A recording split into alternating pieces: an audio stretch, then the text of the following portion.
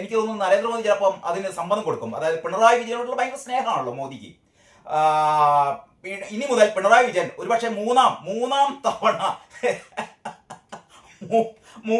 തവണ കേരളത്തിൽ പിണറായി അധികാരത്തിൽ വരുമെന്ന് ചിരിക്കാതെ പറയാൻ പറ്റാവുന്ന ആരെങ്കിലും കേരളത്തിലുണ്ടോ എന്ന് എനിക്ക് അറിയില്ലേ.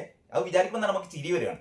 ചിരി കാരണം മൂന്നാം തവണ അധികാരത്തിൽ വരും. ഇതെങ്ങനെയാണ് ഈ മാറണമെന്ന് ഒരു വർഷം ഇല്ല, അടുത്ത ഒരു ഏപ്രിൽ മെയ്യോടുകൂടി തെരഞ്ഞെടുപ്പ് വരികയാണ്. അപ്പൊ ഈ ഒരു വർഷം കൂടി എങ്ങനെയാണ് ഈ സാധനത്തിന് സഹിക്കുക എന്ന് വിചാരിച്ചിരിക്കുമ്പോൾ അതിന്റെ ഒരു ജനങ്ങളുടെ ആദ്യത്തെ പ്രതികരണമാണ് തദ്ദേശ സ്വയംഭരണ തെരഞ്ഞെടുപ്പ് വരാൻ പോകുന്നു. അത് കഴിഞ്ഞിട്ട് 2026 നടക്കാനിരിക്കുന്ന ഈ നിയമസഭാ തെരഞ്ഞെടുപ്പ്, അതിന് മുന്നോടിയായി നടക്കുന്ന ഈ ഉപതെരഞ്ഞെടുപ്പിൽ കേരളത്തിലെ ജനങ്ങളുടെ മൊത്തം പ്രതീകമായിട്ട് നിലമ്പൂർ ഉപതെരഞ്ഞെടുപ്പിൽ ജനം വരിയായി നിന്ന് ചൂണ്ടുവിരൽ മഷി പുരട്ടി കടക്ക് വിജയ പുറത്ത് എന്ന് പറയും. ഒരു സംശയം വേണ്ട.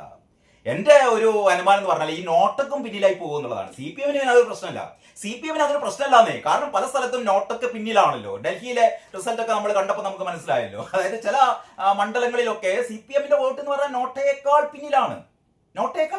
ഒരു പ്രശ്നമില്ല. എന്നിട്ട് ഈ അന്തം കമ്മികൾക്ക് ഈ വർത്താനം പറയുന്നതിൽ ഒരു എന്താ പറയാ, ഒരു ലജ്ജയും ഒരു ഉളുപ്പില്ലല്ലോ. ഇപ്പോഴും വന്നിരുന്നിട്ട് കേരളത്തിന്റെ അല്ല ഇന്ത്യയുടെ എന്താ പറയാ സാമ്പത്തിക സ്ഥിതിയെക്കുറിച്ച്, ഇന്ത്യയുടെ വിദേശ നയങ്ങളെ കുറിച്ചൊക്കെ ഇങ്ങനെ വർത്താനം പറഞ്ഞിട്ടായിരിക്കും ഇവരെന്തൊക്കെ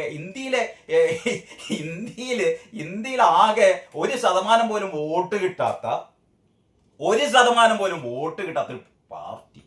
ഏതായാലും CPM എന്ന് പറയുന്ന പ്രസ്ഥാനം, നമ്മുടെ അൻവർ പറയുന്ന പോലെ പിണറായിസം, അതാണ്. CPM ഇല്ല. CPM എന്നുള്ളത് പോയി. ഇപ്പോൾ ഉള്ളത് പിണറായിസം. അതെ, അങ്ങനെ പിണറായിസം എന്ന് പറയുന്ന സംഭവം അതിന്റെ എന്താ പറയാ, അതിന്റെ വെടിതീരൽ അല്ലെങ്കിൽ അതിന്റെ കത്തി അമരൽ ആദ്യത്തെ റിസൾട്ട് വരാൻ പോകുന്ന 23-ാം തീയതിയാണ്. 23-ാം തീയതി നമ്മുടെ സ്വരാജ് 8 നിലയിലല്ല